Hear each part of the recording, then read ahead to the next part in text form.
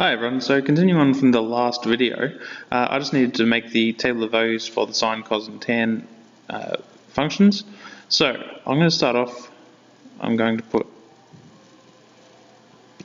sine, cos and tan down here, and I'm going to put the angles across the top in ascending order. So I'll actually put degrees and radians with their equivalents so we can see that as well. So to start off with, it's going to be 0 degrees, next is 30 degrees, 45 degrees, 60 degrees, and 90 degrees.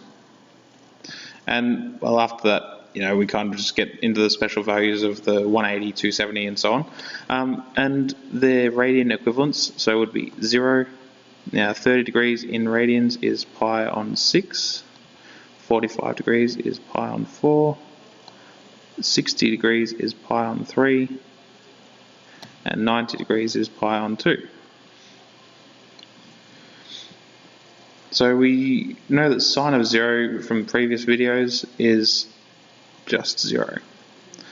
Sine of pi on 6, we just found out, is half. Sine of pi on 4 is root 2 on 2, or 1 on root 2, either way. Sine of pi on 3 is root 3 on 2. And then sine of pi on 2 is just 1.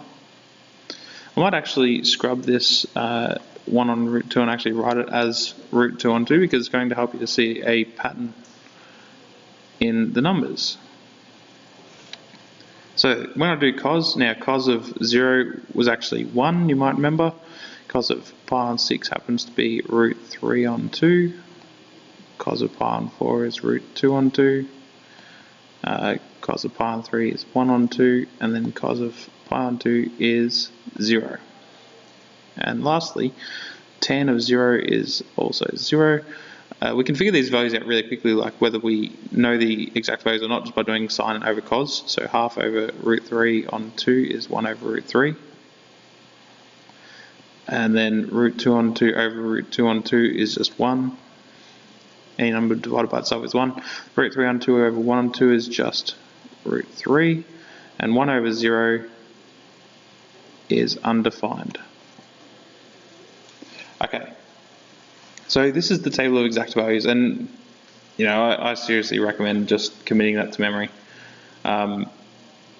Otherwise, like I said, you need to know these triangles here, so it's one option or the other, but yeah, make sure that you get that. Anyway, that'll do it for today.